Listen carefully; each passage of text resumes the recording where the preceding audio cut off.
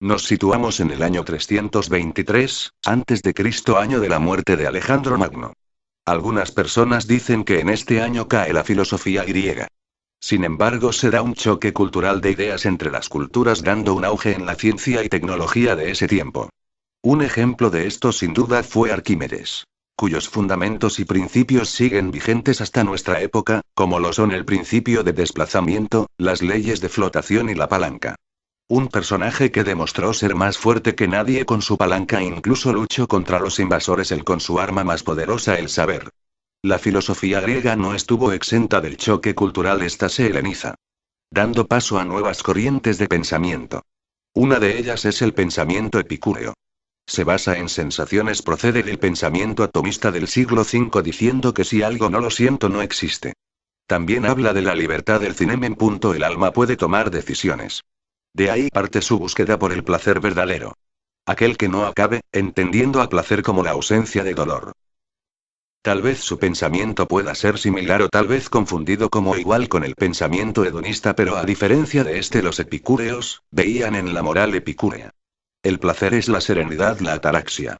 Surgida en Atenas en el siglo III, surgen los estoicos que recuperaban las ideas de Heráclito con su concepto del ciclo. Su base más fuerte es la idea de que el mundo es una sustancia, asimismo existen diferentes tipos de mezcla.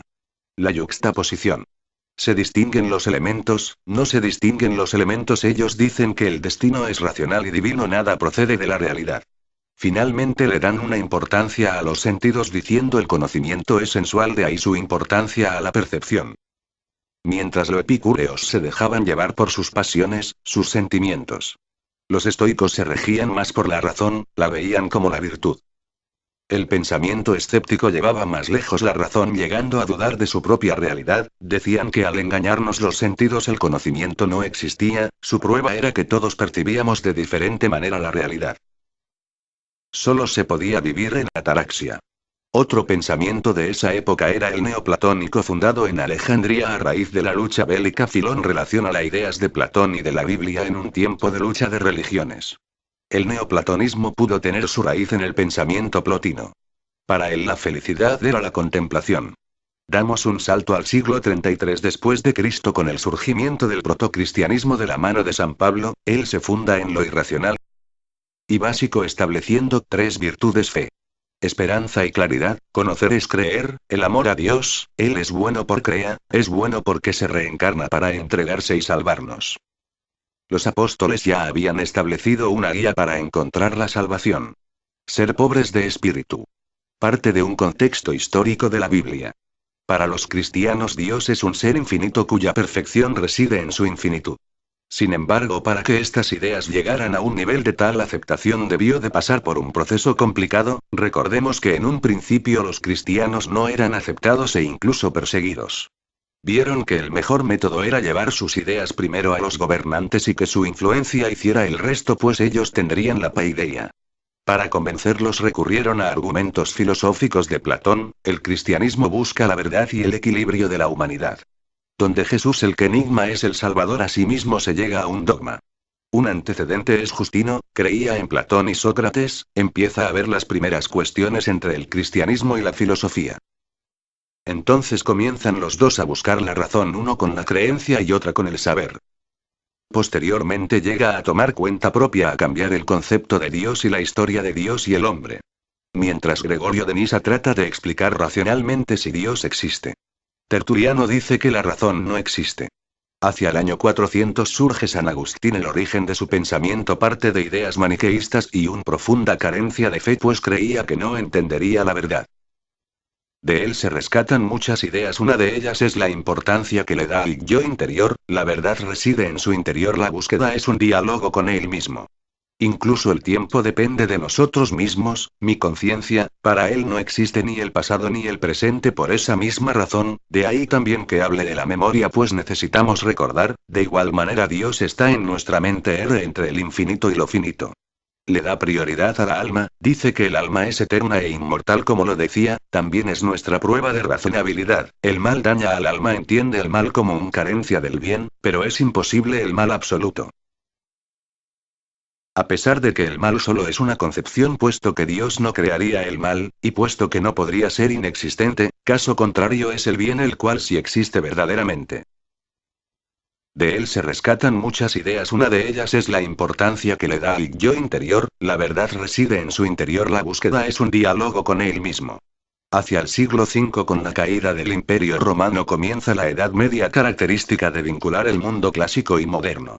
El período carolingio del siglo VIII en adelante se vio influenciado por las constantes invasiones árabes en Europa, sin embargo la educación tuvo un auge muy grande enseñando artes del tribun liberales y del quadrivium.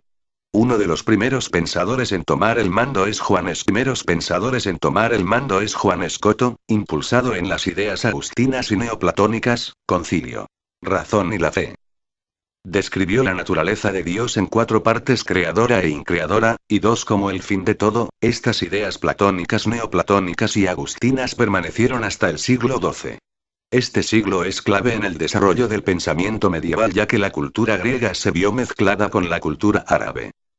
El siglo XII destaca por las cruzadas que influyeron notablemente, la primera fue en el año 1096. Al igual que con la muerte de Alejandro Magno, también en esta ocasión ocurrió un avance cultural, científico y en este caso económico. Tal es el caso de científicos como por ejemplo la publicación del Mio Cid en el 1100, la fundación de la Universidad de Salamanca y Oxford, la creación de bancos en Italia.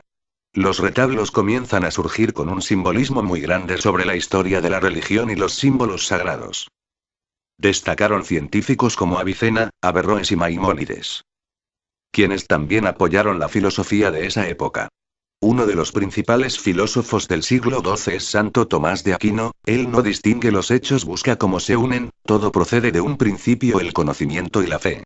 La ciencia parte de la razón, es finita y tiene un límite, en cambio la fe no, por lo que es el conocimiento infinito. Entre sus aportaciones destacan sus argumentos de la existencia de Dios. Dios es una conclusión, no una idea, proviene del movimiento, causalidad, lo contingente y lo necesario, de la perfección y del orden del mundo. En el siglo XIII fue humanístico, místico y lógico, el hombre era universal y de letras. En ese mismo siglo es donde se dieron los primeros pasos a lo que fuera el método científico del siglo XVII y XVI, en dicho siglo, resaltaba Aristóteles y con ello un método inductivo. Alejandría se vio impregnada de experimentos de la mano de Erastrón y Teofastro. Paralelo a Europa, los árabes como Alhacén o Alfaras se basaron en la teoría de inducción de Petrus Peregrinus, misma que rechazaba a los etestes, más bien se basaba en Aristóteles. Creía más en la uniformidad y en la comprobación. Otro elemento destacable es el comienzo del uso de medidas exactas. Hacia el siglo XIV las ideas de Arquímedes toman influencia, y de este modo concluimos el breve repaso de cómo fue la evolución y transformación de la filosofía después de la muerte de Aristóteles hasta el comienzo de la Edad Media tardía. Como podemos ver, la filosofía no murió con la muerte de Aristóteles y la Edad Media en sus inicios no fue una edad oscura, sino que también fue una época de progreso del pensamiento y de la ciencia. Sin duda el mundo no sería lo que es de no haber ocurrido dichos eventos, y sin la presencia de los personajes anteriormente mostrados.